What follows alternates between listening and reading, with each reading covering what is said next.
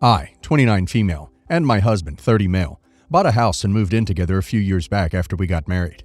I met him in high school, and around the time I did, my sister, 28 female, let's call her Kate, transferred after some altercations at her past school. Kate had a boyfriend, 28 male, and they were happy. Once I started seeing my partner more often after we graduated, she started showing interest in my partner. It was pretty obvious that any time I invited her over for sister time and my husband would have been gaming upstairs, she would go upstairs and try flirting with him. I saw this happen over and over again, and I didn't want to call her out on it just yet. I invited over my whole family for a family dinner, and I told Kate she could bring her boyfriend, and she said they weren't together anymore. No comment. The day comes, and the dinner is ready, and I decided to start some conversation. I said, "Kate, where's your boyfriend?" "That's right, you're not with him anymore, so you flirt with my husband."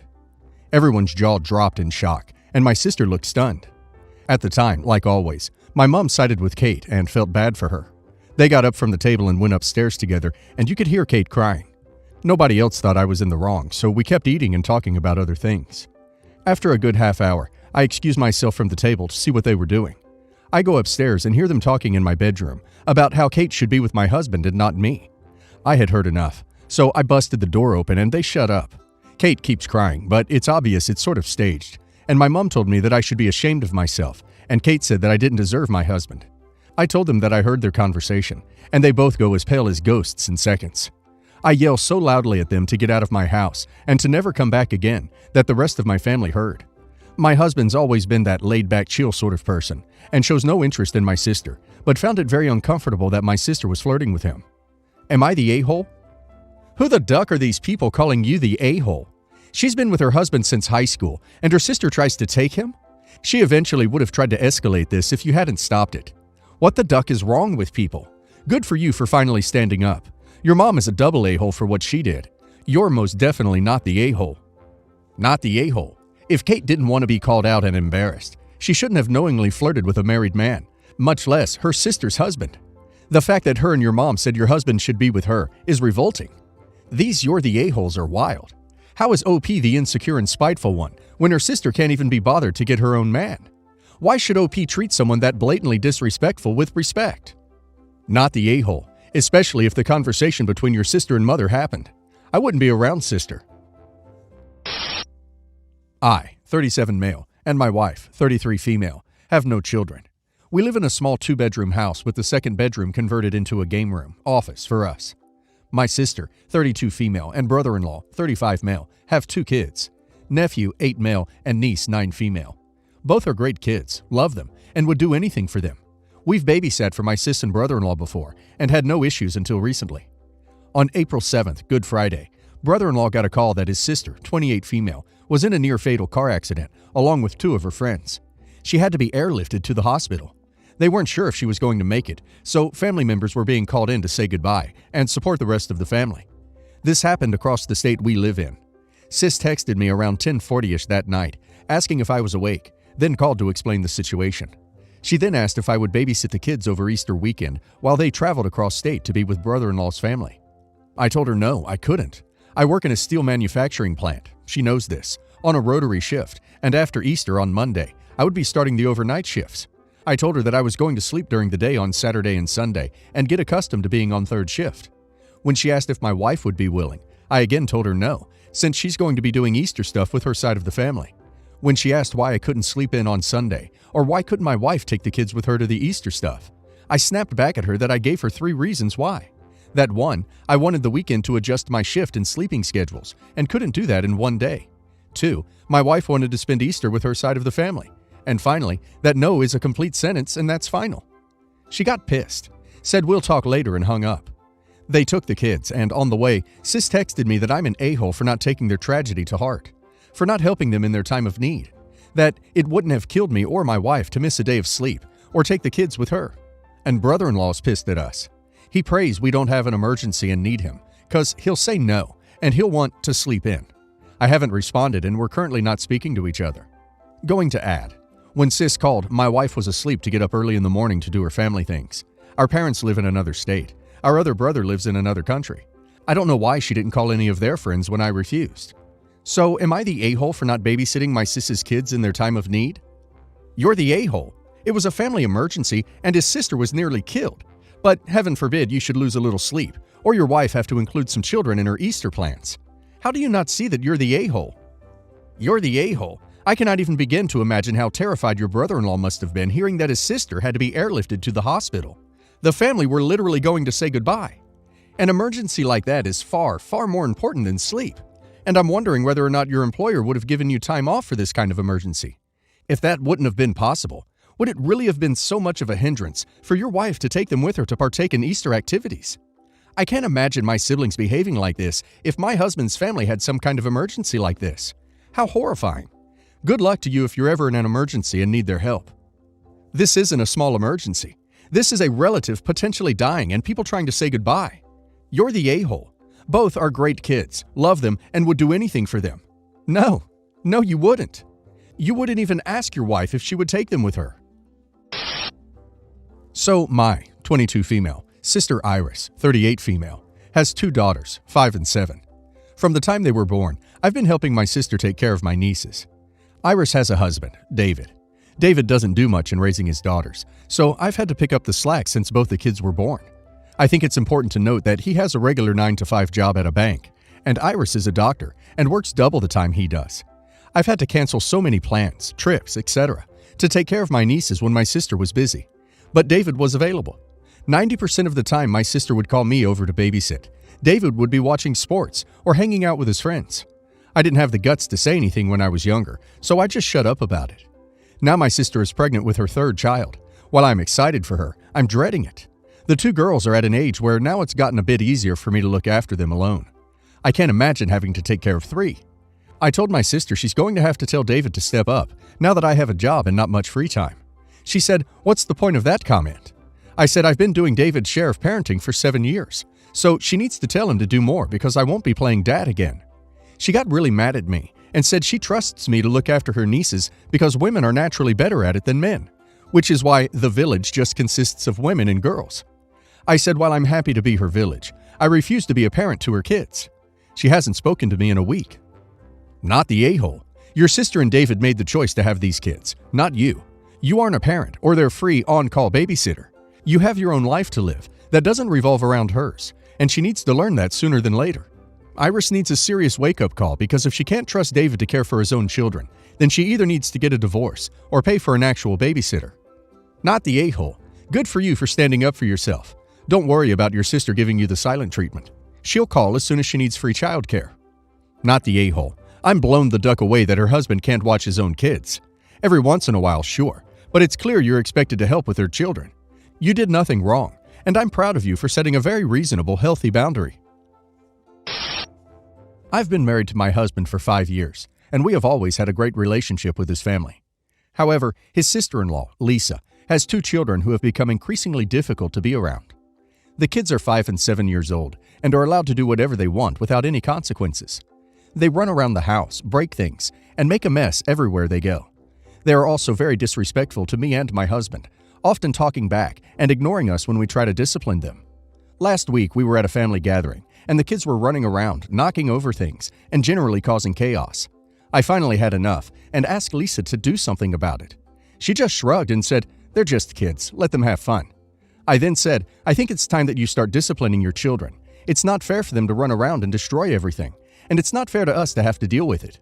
Lisa got upset and said that I was overreaching and that she was doing the best she could. Later that night, my husband's brother pulled us aside and told us that we hurt Lisa's feelings and that we should have been more understanding. He said that Lisa has been struggling with depression and anxiety and that it's been difficult for her to keep up with the kids. I feel bad that Lisa is struggling, but I also feel like her lack of discipline is affecting everyone around her. I don't want to be the one who has to clean up after her children or constantly deal with their bad behavior. So am I the a-hole for telling my sister-in-law that she needs to discipline her children? Not the a-hole. It's better to discipline children at an early age than to regret it later. Not the a-hole. It sucks that she felt uncomfortable, but her poor parenting has led other people to have really uncomfortable experiences, and their stuff to be straight up destroyed. She also demonstrated that she thinks it's acceptable behavior by trying to excuse her inaction by saying they're kids, as if kids are incapable of behaving. Not the a-hole. If the children are disruptive and damage things, it needs to be addressed sooner rather than later for everyone's sake. Maybe brother-in-law should be the one to keep up with the kids if sister-in-law is unwell. My husband, male 30, and I, female 27, are preparing to buy our first home.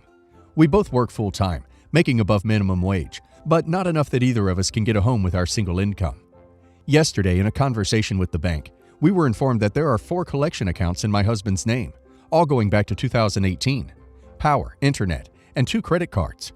After a few hours, we were able to link each of these accounts to his father's previous address. The bill is just shy of $6,000.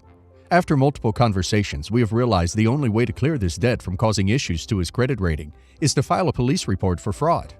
His father died suddenly last September, and my husband doesn't want to tarnish his father's name and is afraid his family will look down on him for doing this. He is on the fence of how this will look if it gets out. I look at it differently. We took a massive hit paying for the funeral. Father-in-law had no money and no life insurance. I know it's his dad, but he will be years recovering from the implications of this. None of the recovery agencies are willing to give us a bill paid in full, and even if we do pay this debt, we will lose the down payment we have busted our behinds to raise again over the past 7 months. We aren't even close to having the buying power we had last September because we only saved about half of our original down payment. So am I the a-hole for asking him to make the police report? It's not an ideal situation, but how much more can I let his father's poor financial decisions in life impact our future, especially now that he's gone? Not the a-hole. He tarnished his own reputation by committing identity theft and fraud. You're living and need your credit cleared. Dead guy doesn't care anymore. Don't bother telling the family. They likely will never even know about it unless you tell them. Not the a-hole. The man in question is dead. Nothing there to tarnish. And you shouldn't be required at the expense of your finances to sweep their bad choices under the rug. If you can file a police report on a dead person, then go ahead, because no one else needs to know about it. It's because of an issue your father-in-law caused, and it will save you money that you shouldn't have to pay. I say not the a-hole. Ultimately, it's your husband's decision, since these are in his name. With my late wife, I have 3 kids, 12 female, J, 11 male, and 7 female. My late wife passed away when our youngest was 7 months old. I've always known that Jay is biologically not mine. We temporarily split just after our eldest was born. We were both young and stupid at the time. During the split, she had a one-night stand which resulted in Jay. We reconciled just before she found out she was pregnant. It was clear that he was not mine biologically. He is white with light brown hair and green eyes.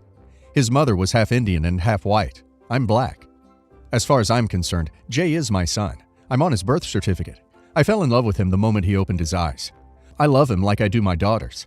I've never sat Jay down and told him I'm not his dad. I've been married to my new wife for the last 18 months. Her son, W, 15 male, moved in with us 6 months ago. He used to live with his dad, but after a series of disagreements with his stepmom, it was decided he would come live with us. Since he has been living with us, it has been a difficult adjustment. W and Jay have been at loggerheads because W thinks he should have Jay's room, as it is bigger and has a big TV and PS5 in it because W is the oldest. My wife has tried suggesting that we swap the rooms, but I've refused, as this was Jay's room long before they moved in, and I'm not making Jay move rooms because W wants the room that is 6 feet longer than the room he is in. On the weekend, I came home from running an errand with my youngest to Jay and W arguing, with W telling Jay that I'm not Jay's bio dad, so that Jay doesn't need to listen to me. W called Jay an idiot for thinking that someone like me could be the father of someone as pale as Jay. Jay was completely heartbroken at hearing this. I've spent the weekend reassuring Jay that as far as I'm concerned, that he is my son, but I have also explained what happened and that I would support him if he ever wants to search for his bio dad. I told Jay that there is nothing that will stop me from loving him like I do his sisters.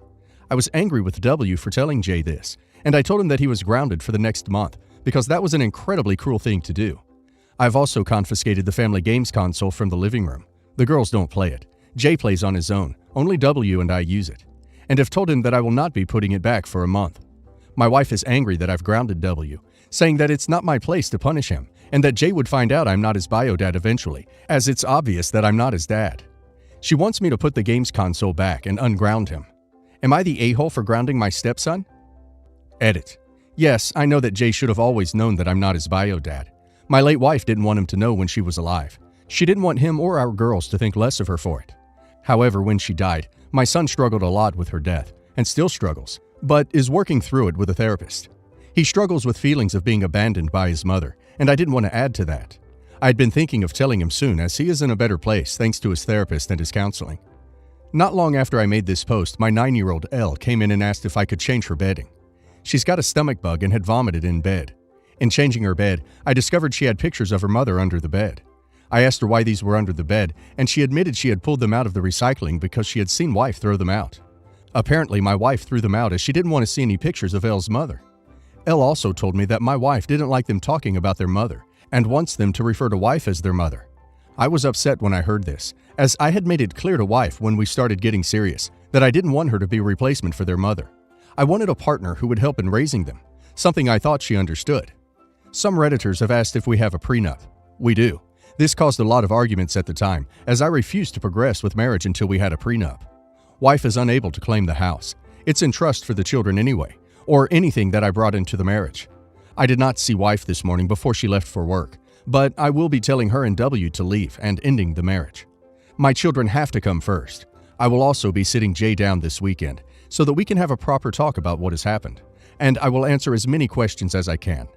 Unfortunately, I do not know who his bio dad is. My late wife never did. He was just someone she met on a night out with friends, but I will reach out to her friends and see if they know or remember anything about them.